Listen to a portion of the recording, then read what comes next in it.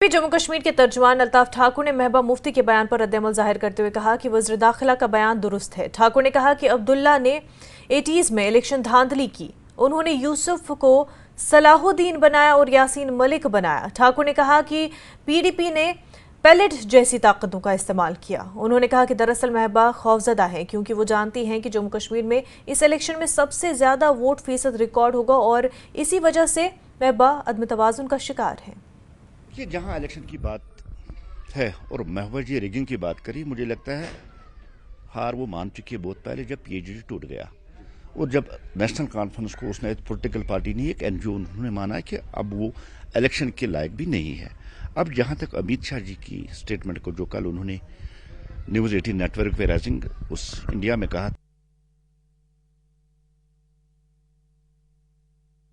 था रहे, चाहे अब्दुल्लाज हो चाहे मुफ्तीज हो। अब्दुल्लाज ने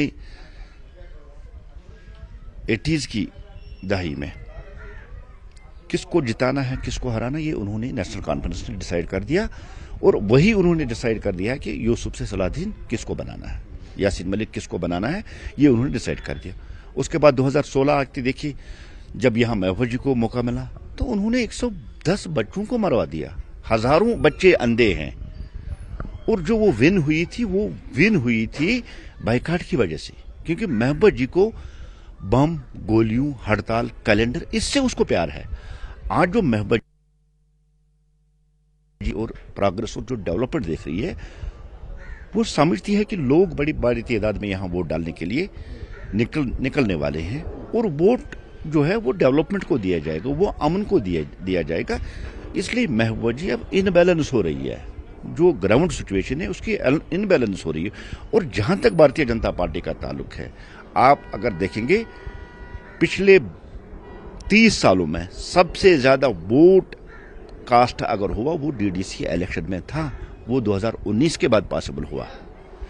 भारतीय जनता पार्टी ने डेमोक्रेसी को ग्रास रूट लेवल पर स्ट्रांग किया, पंचायत के इलेक्शन करा के, बीडीसी के इलेक्शन करा के, डीडीसी के इलेक्शन करा के, और वो बिना बाइकाट के लोग निकले। जबकि पीडीपी और नेशनल कॉन्फ्रेंस ने बाइकाट की कॉल दी थी, तब भी लोग निकले हैं। और यही आहट है कि जो लोगों की आहट है कि इस बार इलेक्शन में भारी तादाद में वोट डालने के लोग निकलेंगे। इसलिए महबूबा जी अब गलत प्रोपेगेंडा, गलत इल्जाम कर रहे हैं। भारतीय जनता पार्टी डेमोक्रेसी को फलता और फूलता हुआ देख रही है। जम्मू कश्मीर में ग्रास रूट लेवल पे मजबूत कर दिया है। हम बाइकाट विन पे यकीन नहीं रखते हैं, हम हड़तालों और उस पर यकीन नहीं रखते हैं। वोट डालने का हक अगर किसी ने दिया तो वो भारतीय जनता पार्टी है।